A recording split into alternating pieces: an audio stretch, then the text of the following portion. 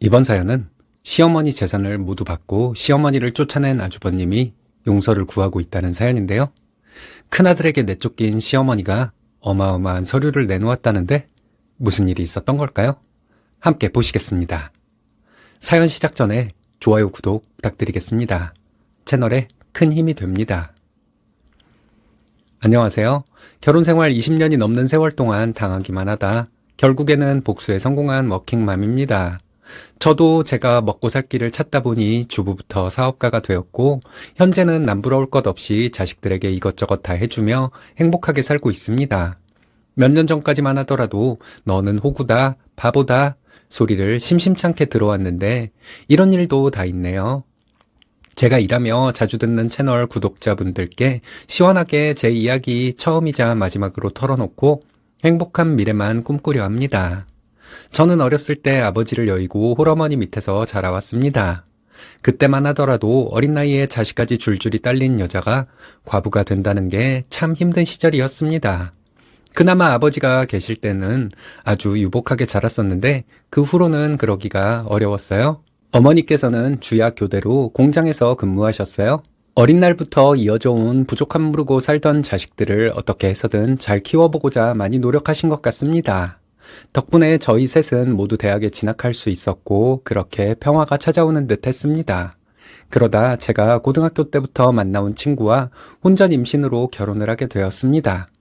물론 나이가 어렸기 때문에 양가 어른들의 반대가 엄청났어요. 특히 시어머니께서 저와 저희 가족들을 굉장히 많이 모욕하셨는데 그때 생긴 아이를 지우거나 포기할 수가 없어 아닌 줄 알면서도 결혼을 강행할 수밖에 없었습니다. 다행히 아들 둘밖에 없었던 딸 귀한 집에 며느리가 하나 생긴다고 하니 시아버지께서는 굉장히 좋아하시더라고요. 성격은 그 시대 어른들처럼 괴팍하고 다소 가부장적인 면도 있으셨지만 저에게만큼은 아주 잘해주셨습니다. 그렇게 만삭이 되어 아이를 낳을 준비를 하고 있는 동안에도 참 많은 일이 있었습니다. 한날은 시어머니께서 꿈에서 누군가 아이 이름을 점지해 주셨다며 지훈이란 이름을 받아오셨습니다. 제가 임의로 붙인 가명이긴 합니다만 누가 봐도 남자아이 이름이지요. 저희 첫째가 딸이라는 걸 알면서도 이런 이름을 받아오신 겁니다. 시아버지께서 딸이란 걸 알고 너무 좋아하시는 걸 보면서도 탐탁지 않은 부분이 있으셨다는 거죠. 사실 그때까지도 그런 줄 알면서도 잘 어울릴 것 같다며 앞에서는 좋아하는 척 했습니다.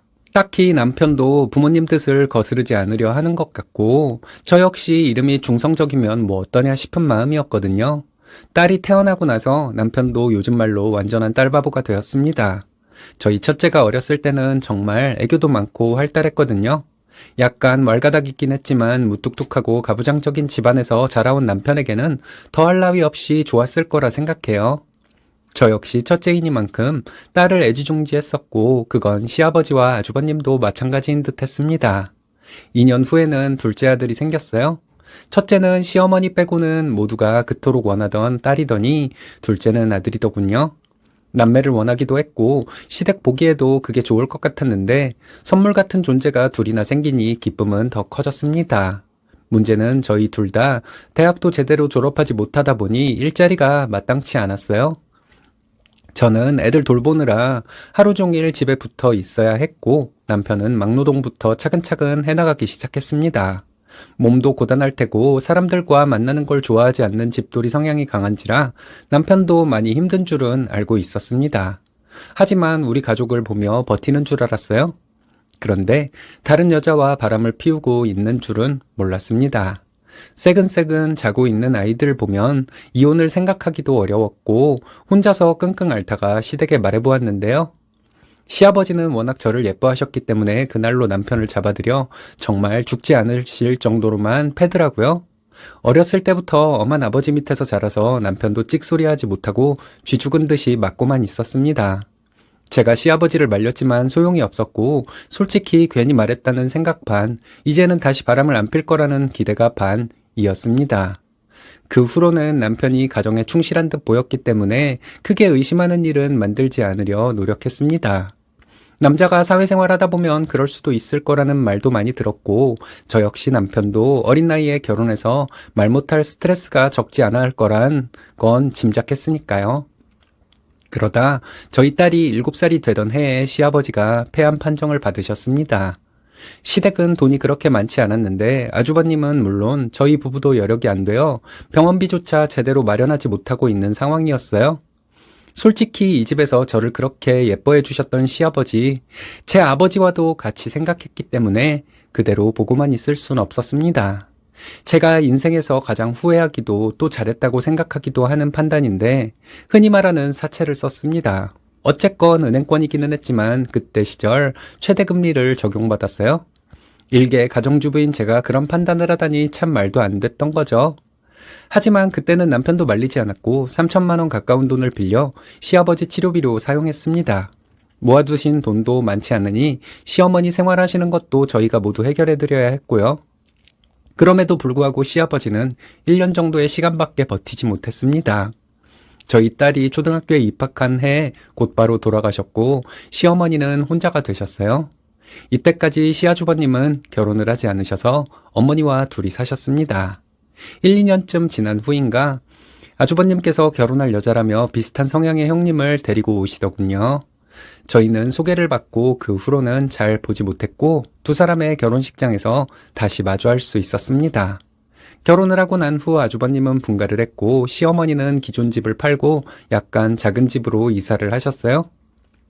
그동안 시아버지가 가지고 있었던 땅이 팔렸습니다. 시어머니, 아주버님, 저희 남편 셋이서 3분의 1씩 나누어 가지기로 했는데 저희에게 돌아오는 돈은 고작 2천여만 원밖에 되지 않더군요. 세금이다 담보대출이다 해결하고 나니 이것밖에 남지 않았다는 말에 저희는 아무런 말도 하지 않았습니다. 어쨌든 이제는 시아버지 없이 시어머니 혼자서 노후를 그려나가야 하니까요.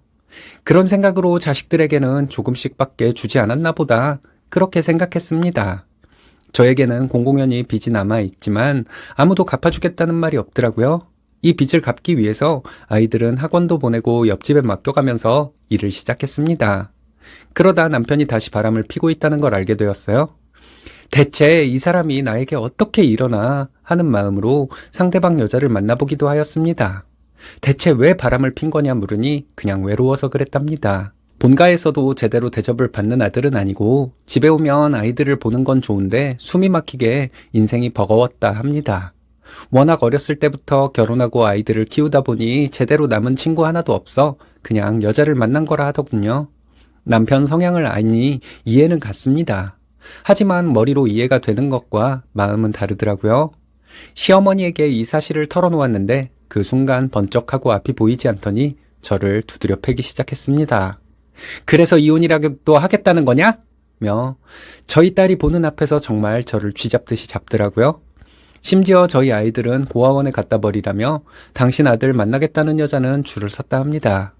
1시간가량을 두들겨 맞고 난 후에야 터덜터덜 집으로 걸어왔습니다.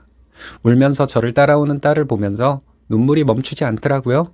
그래도 약한 모습은 보이기 싫었는데 대체 어디서부터 뭐가 잘못되었나 라는 생각을 정말 많이 했습니다. 남편은 저와 싸우고 집을 나간 지 며칠이 되었다는 게 다행이었을까요? 남편이 집에 없는 동안에 정말 많은 생각들을 했습니다. 결국에는 이혼 생각이 나더라고요. 이제는 제 사업도 조금씩 안정이 되어가고 있었고 어느 정도 재산 분할을 받고 양육비까지 받으면 아이들 키우기는 어렵지 않을 것 같았습니다. 그동안은 잘해보려 남편에게 괜히 시비도 걸고 싸운 것이었다면 그때만큼은 정말 마음을 굳게 먹고 이야기했습니다. 이혼하자고요? 오히려 남편은 흔쾌히 알았다고 할 줄 알았는데 예상치 못한 답변이 돌아왔습니다. 이혼만큼은 죽어도 안 된다고 무슨 일이 있어도 이혼은 못 해준다며 버럭 화를 내더니 그때부터 무릎을 꿇고 빌기 시작했습니다. 저를 아직도 사랑한다고요?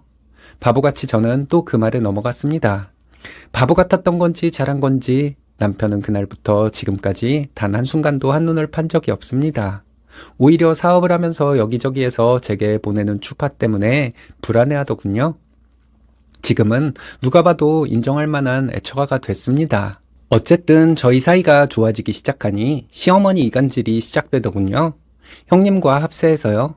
1년에 제사가 명절을 빼도 2-3번은 됐는데 시아버지 돌아가시고 나서부터 제사 음식은 모두 제가 했습니다. 형님이 결혼을 하셨어도 영 요리에는 재주가 없어서 제가 다 도맡아 할 수밖에 없었어요. 억울하진 않았습니다. 시아버지 생전 형님을 한 번 본 적도 없으시고 저는 10년 정도 결혼 생활을 하면서 시아버지 사랑을 독차지해 왔으니 응당 제가 해야 하는 일이라 생각하고 기쁘게 했어요. 그런데 시어머니께서는 제사 모든 준비를 우리 큰애, 그러니까 형님이 다 했다고 말씀하고 다니시더군요. 그때만큼은 서러움이 밀려왔습니다. 그게 티가 났는지 친척 어르신들이 제게 와서 네가 한 거 다 알고 있다. 너무 서운해 말아라 하시면서 격려를 해주시더라고요. 시어머니가 무엇라 하고 다니시든 그것에 힘입어 형님이 예쁨을 받든 상관없다고 생각했습니다. 제 노고를 알아주시는 분들이 더 많으시니까요. 그래도 시어머니와는 나쁘지 않게 지냈습니다. 저희 자식들만큼은 정말 예뻐하셨고 제가 일을 나가 있는 동안에는 살림을 봐주실 정도로 손녀, 손자들에게는 지극정성이었거든요. 저희 아이들도 친할머니를 더 잘 따랐고 모든 일이 있어도 미워하지는 않는 듯하여 오히려 다행이라고 생각했습니다. 어느 순간부터는 남편이 제게 잘하기 시작했고 시댁과 트러블을 막아주다 보니 저와 문제가 생길 일이 거의 없어졌습니다. 시어머니 역시도 제가 잘 하려는 걸 알아서 이전처럼 막대하는 일은 없어졌습니다. 그러다가 저희 딸이 사고를 치는 일이 있었어요. 또 제사를 지내야 하는 시기가 돌아왔는데 형님은 음식 마련도 제사에도 참여하지 않겠다 하더라고요. 왜인지는 모르겠지만 저희에게 모두 떠넘기려 하기에 그런가 보다 했는데 제가 속상해한다는 걸 듣고 저희 딸이 형님에게 전화를 한 겁니다. 또 음식도 참여도 안 하고 우리 엄마가 한 걸 자기가 했다고 떠들고 다니려 하느냐는 내용으로요. 저도 남편도 모르는 사이 전화를 했고 형님에게 전화를 건 걸 아주버님이 바꿔받아 크게 꾸짖은 모양이더라고요. 저희도 집에서 전화를 받고 깜짝 놀랐는데 막상 혼났다던 딸은 아무렇지 않은 표정으로 집에 들어왔습니다. 남편이 한 소리 하려고 하니 눈을 치켜뜨고 한마디도 하지 말라며 방으로 들어가 버렸습니다. 제가 잘 말하겠다 하고 방으로 뒤따라 들어갔더니 별일 아니라는 듯 웃어 보이더군요. 왜 그랬냐 하니 꼴보기 싫어서 라고 담담하게 말하더라고요. 그래도 어른에게 그러는 게 아니다 하니 엄마 아빠가 못하니 자기가 대신했다 합니다. 앞으로도 그럴 거니 말려봐야 소용없을 거라고요. 알겠다 하고 안방으로 돌아와 생각해보니 딸도 어렸을 때부터 엄마가 할머니에게 맞는 모습, 부모가 치고받고 싸우는 모습 등을 보면서 얼마나 스트레스가 컸을지 가슴이 미어졌어요. 얼마나 못난 엄마가 답답하고 안쓰러웠으면 그런 일을 했을까 싶어 더 이상 아무 말도 하지 않았습니다. 그 후로 저희 집 실세는 딸이 되었습니다. 시댁에서 무슨 일이 생겼다고 하면 중학생 나이부터 집안을 뒤집어 엎고 어른들에게 삿대질을 하면서 싸우기 일쑤더라고요. 시어머니께서도 저희 부부가 참고 있으니 그간 말도 안 되는 행동들을 많이 했었는데 그리 예뻐하던 손녀가 거의 반 미친 것처럼 날뛰니 자중하시는 듯 싶더라고요. 딸이 이렇게 나서주었던 몇 년 동안은 정말 편했습니다. 그런데 저희 부부가 결국은 시댁과 연을 끊고 사는 일이 생기고 말았어요. 저희 시어머니께서 몰래 숨겨둔 돈이 좀 있었나 봅니다. 시아주버님 형님네가 이사를 가려 하는데 거금을 쾌척하셨다 하네요. 남편이 이제 작업반장으로 한 팀을 이끌고 있는데 아주버님이 여기에서 관리자급으로 근무를 하고 있습니다. 그동안은 자기 형이니 월급을 조금 더 많이 챙겨주는 줄은 알고 있었지만 50평대로 이사가 가능할 정도로 많은 돈을 주었느냐 물으니 절대 아니라고 하더라고요. 그럼 돈이 대체 어디서 나와서 이사를 하느냐 물으니 남편도 모르겠다 하더라고요. 잘 알아보니 시어머니가 거의 전 재산에 가까운 돈을 아주버님 댁에 다 준 겁니다. 그동안 제가 시댁에 잘한 공을 모두 형님 몫으로 돌리더니 이제는 자식까지 차별하나 보더라고요. 꼴에 첫째 아들이라고 번듯한 집에서 살아야 한다며 전 재산을 모두 거기 쏟아부은 겁니다. 그러면서 이제부터는 첫째랑 함께 살며 그 집 자식들을 봐줄 거라 하시더라고요. 저희도 지금껏 어머니 돌보지 않은 것 아닙니다. 저는 출근하기 전 어머님 댁 가서 반찬해드리고 용돈도 자주 놓고 왔고 저희 남편도 꾸준히 따로 용돈을 챙겨드리고 있었거든요. 그렇게 받을 건 저희에게 다 받아가 놓고 또 재산은 첫째 아들한테 돌리신 겁니다. 남편도 그간 받아온 은근한 차별이 있었지만 어렸을 때부터 조금 모자라고 숫기 없는 형을 챙기는 건 당연하다 생각해왔답니다. 그런데 이건 정말 아닌 것 같다며 저와 깊은 대화를 나누었고 시댁과 연을 끊기로 하였습니다. 시아주버님 역시 다른 팀으로 보내버렸어요. 아마 저희 남편이 월급을 챙겨주었을 때보다는 벌이가 훨씬 줄었을 겁니다. 그래도 어머님께 받은 돈이 결코 적지 않기 때문에 살만하다고 생각했을 거예요. 저희에게 별다른 연락도 없었고 오히려 친척들에게 둘째네가 엄마를 버렸다는 소문까지 내더라고요. 물론 다들 시어머니와 다르게 사리분별을 할 줄 아시는 분들이라 믿지는 않았습니다. 오히려 저희에게 이제야 연을 끄는 거냐며 너네 엄마는 그렇게 해도 정신을 차릴지는 모르겠다며 연락을 해주셨어요. 그동안 정말 고생 많았다며 이제는 가족끼리 단란하게 또 고생 없이 좀 살아보라고 격려도 해주시더군요. 남편 속이 얼마나 쓰릴지 알았기에 더 제가 잘 하려고 노력했습니다. 물론 저에게 상처를 준 사람이었지만 20대 초반부터 막노동을 해가며 저희 가족을 20년 가까이 홀로 먹여 살려온 사람이기도 하니까요. 또 스스로 가족에게 받았던 상처도 적지 않을 거라 생각했고요. 그렇게 저희끼리 힘을 보태가며 시간을 보냈습니다. 그 시간 동안에는 시아버님 제사도 시어머니 생신이나 집안 행사도 일절 참여하지 않았습니다. 저희가 오지 않는 걸 이상하다 생각하시는 친척분들도 있으셨지만 워낙 감정의 골이 깊었고 시어머니 입이 가벼우셔서 이런저런 소문이 많이 났었거든요. 물론 누군가 몰라줘도 상관없었고 이제는 저희 가족만 잘 살면 된다 생각했습니다. 그런데 어느 날 시어머니 형제분들께서 우르르 저희 집에 찾아오셨더라고요. 오랜만에 얼굴을 보는 건데 연락도 없이 찾아오셔서 정말 놀랐지만 커피 한 잔이라도 대접해야 한다는 생각에 집으로 모셨습니다. 저희 근황을 여러 가지 물어보시더라고요. 별일 없이 잘 지내고 아이들도 잘 크고 있다 대답하였더니 다들 우물쭈물 하시네요. 대체 무슨 일 때문에 그러시냐 말을 해봐라 해도 다들 선뜻 입을 떼기 어려우신 것 같았습니다. 제가 먼저 저희 어머님 얘기냐 여쭤보았더니 고개만 끄덕이시더라고요. 답답해진 남편이 이모 삼촌들 무슨 얘기길래 그러냐 역정을 내기 시작했더니 그때부터 말씀을 해주셨어요. 정말 그때는 남편도 화를 주체하지 못할 정도로 손을 벌벌 떨고 있었습니다. 얘기인즉 저희 시어머니가 정신병원에 입원을 해 있다는 겁니다. 어디가 아프신가 싶어 여쭤보았더니 그것도 아니라고 하고 그럼 대체 왜 그러냐 했더니 그동안 첫째네 집에서 함께 살면서 구박을 많이 받았던 모양이라 하시네요. 그래서 어디로 도망을 쳐야겠다 생각해서 들어간 곳이 정신병원이랍니다. 믿기시나요? 저도 친척 어르신들에게 들었을 때만 하더라도 믿을 수가 없었습니다. 대체 무슨 짓을 했기에 제 발로 정신병원에 들어가 계시다는 말인가 어리둥절하더라고요. 그래서 저희 남편이 병원에 가보기로 했습니다. 저는 도저히 시어머니가 밉고 또 증오스러운 마음이 사라지지 않아 함께 가지 못하고 이제는 대학생이 된 저희 딸이 남편과 동행했어요. 두 사람이 돌아와 들어보니 시어머니 치아가 몇 개 남지도 않은 수준이라 하네요. 임플란트를 해야 하는데 돈이 많이 들어갈 것 같으니 병원에서 치료를 받아라 하고서는 하나씩 치아를 뺐답니다. 시어머니도 그동안은 임플란트를 하기 전 치료인 줄 알고 계셨다가 치아를 다 빼고 틀니를 맞춰주려 하는 걸 알게 되셨다고 해요. 그래서 치아를 다 빼기 전에 가출하셔서 정신병원에 입원을 한 것이라고. 그 말을 듣는데 정말 어이도 없고 기가 차더군요. 저와 남편, 저희 자식들까지 아무리 어머니가 밉다 해도 사람으로서 하지 말아야 할 짓을 저지른 큰집 식구들에게 머리 끝까지 화가 났습니다.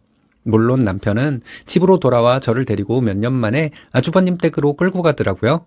저는 처음으로 가본 것이었는데 집이 정말 궁궐이더군요. 저희도 돈이 없는 편은 아니지만 일개 월급쟁이가 어머니까지 모시고 자녀 둘과 외벌이로 살 수 있는 집은 절대 아니었습니다. 불쑥 화가 치밀어 올랐지만 이런 집까지 살 수 있게 도와준 어머니께 어떻게 그럴 수가 있나 그때는 그런 마음뿐이었습니다. 저희 남편도 가는 길에 이성을 찾았는지 일단 앉으라 하더군요. 거의 20년간을 동생 밑에서 일해온 시아주버님께서는 생각보다 고분고분했고 형님은 시조카를 꼭 끌어안고 저희를 째려보며 앉으시더라고요. 어떻게 된 일이냐 물으니 그냥 시어머니 치아 치료를 해드리려 했던 것뿐이랍니다. 임플란트로 치료를 하면 되지 왜 멀쩡한 치아를 다 뽑으려 했냐 하니 그럼 돈이 너무 많이 들어가는데 니네가 좀 보탤래? 하더라고요. 남편이 그때부터 폭발해서 엄마 모시고 산다고 받아갔던 돈이 대체 얼마냐? 같이 산지 10년도 안 됐는데 집 사면 그게 그냥 니네 돈 되는 거냐? 혼자 재산이란 재산은 다 받아가 놓고 엄마를 저런 식으로 홀대하냐? 하며 소리를 질렀습니다. 아주버님은 처음부터 아무 말도 없이 묵묵히 듣고만 있었는데 돈을 보태라느니 이상한 소리를 늘어놓으신 형님에게는 정말 핏대를 세우며 이야기했습니다. 형수님에게 그러면 안 되는 거지만 남편은 정말 말로 다 할 수 없는 욕까지 섞어가면서 소리를 지르더라고요.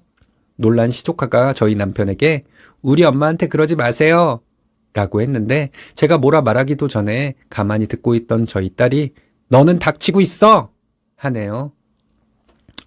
처음 보는 남편과 딸의 모습에 저조차도 놀라서 가만히 있을 수밖에 없었습니다.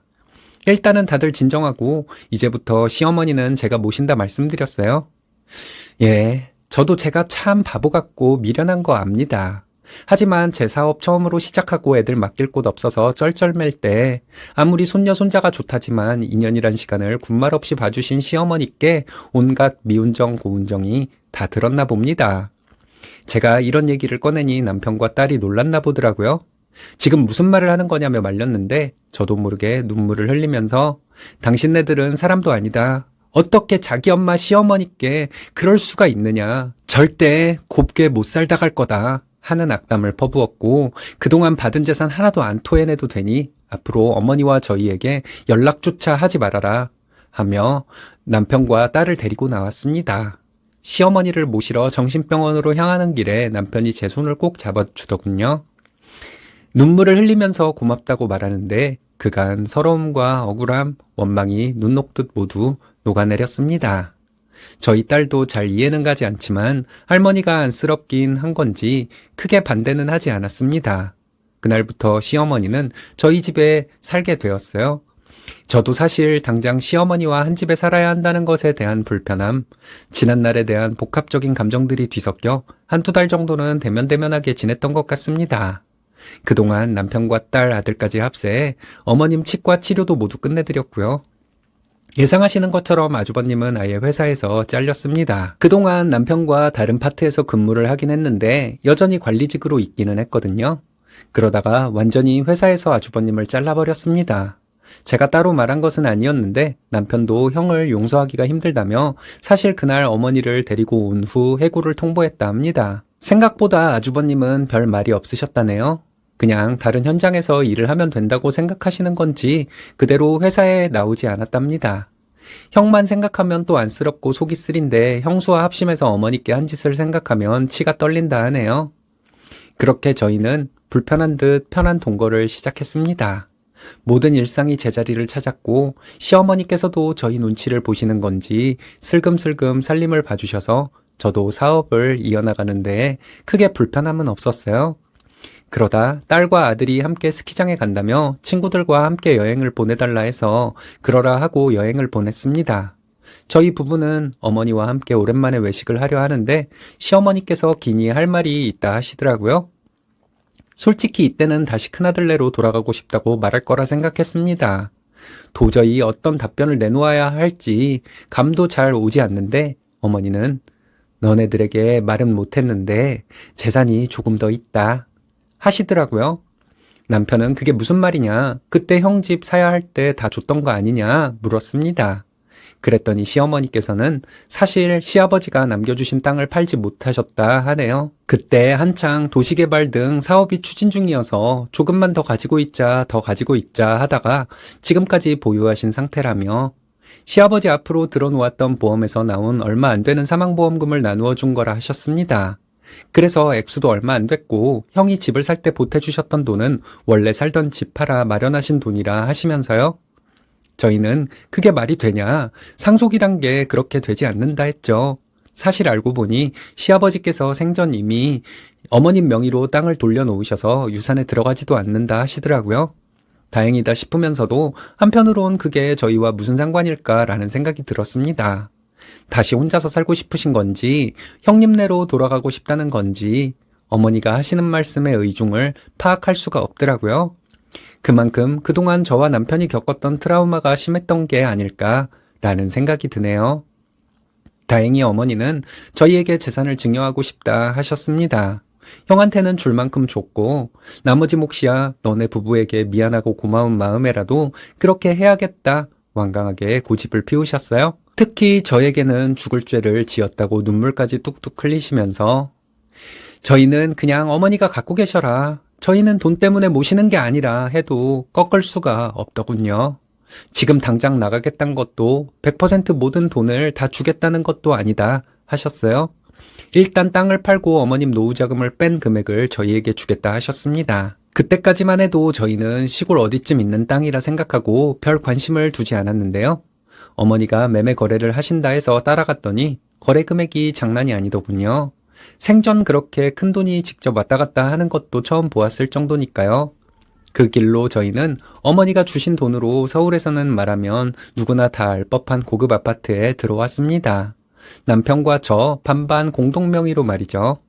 물론 저희가 앞으로 또 헤어짐을 생각하는 일은 없겠지만 남편은 저도 그럴 자격이 있다며 부득불 공동 명의를 밀어붙이더라고요. 제 앞으로 이렇게 많은 자산이 생기다니 한편으론 얼떨떨하면서도 그동안 이렇게 잘 풀리려고 그런 고생을 했나 싶은 마음도 큽니다. 물론 제 지난 세월이 모두 돈으로 보상되는 건 아니겠죠. 그래서 약간 공허한 마음이 들기도 합니다. 이런 사실을 딸 아들에게 털어놓았더니 요즘 돈으로 해결되지 않는 일이 있다면 돈이 부족한 건 아닌지 생각해봐라 라는 말이 있다며 집을 아예 엄마 명의로 돌려주는 건 어떠냐며 남편에게 눈치를 주고 있습니다. 남편은 원하면 그러자 하는데 저도 그 말을 들으니 웃음이 나오더라고요. 돈에 대해서 욕심이 난다는 게 아니라 이 모든 일이 돈으로 벌어졌다는 생각이 들어서요. 제 불행과 시어머니, 이제는 보고 싶지도 않은 시아주버님과 형님의 악행까지 말이죠. 지금은 90평대 넓은 집에서 시어머니와 저희 부부 아들이 살고 있어요. 딸은 얼마 전 취직에 성공해서 혼자 자취를 해보고 싶다며 출가했어요. 이제는 우리 가족 모두 행복하기만 하자는 말을 남기고 자신의 인생을 찾으러 갔습니다. 시아주버님 형님은 친척 어르신들 이야기를 들어보니 결국엔 집을 팔았다고 하네요. 저희 남편 회사에 함께 근무했을 땐 그래도 경력이며 기술이며 쳐서 적어도 1,000에서 2천만 원 수준의 월급을 줬었거든요. 그런데 다른 현장으로 가니 이젠 월급이 반토막도 안 되는 거죠.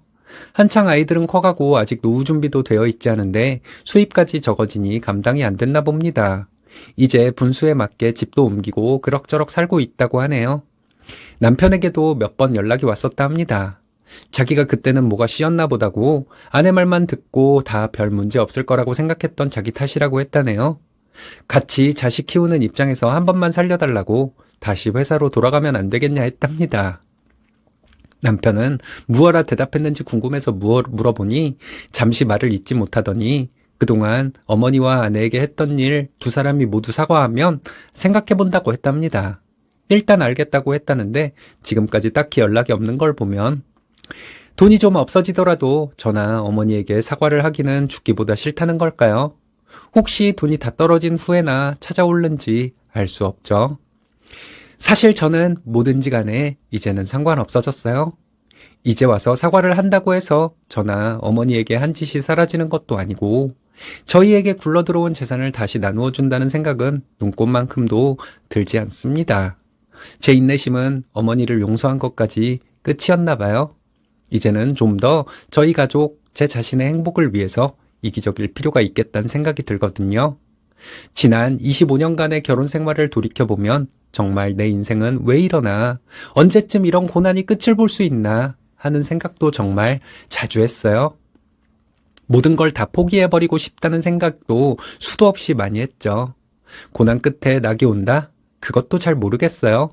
어쩌면 제 인생도 다시 내리막길을 걷게 되는 날이 있을지도요. 그냥 누구에게도 말하지 못했던 이야기를 털어놓고 이제는 앞만 보고 달려보고 싶더라고요. 임금님 귀는 당나귀 귀다 하며 이곳에 사연 보내봅니다. 모두 진심으로 행복하셨으면 좋겠습니다. 스님께서 착하게 사셔서 하늘에서 복을 내리셨나 봅니다. 여러 가지 고난과 역경을 극복하면서 생긴 노하우 때문에 앞으로 스님에게 내리막길은 없을 것 같습니다. 계속 좋은 일만 생기실 거라 믿어요. 멋지십니다.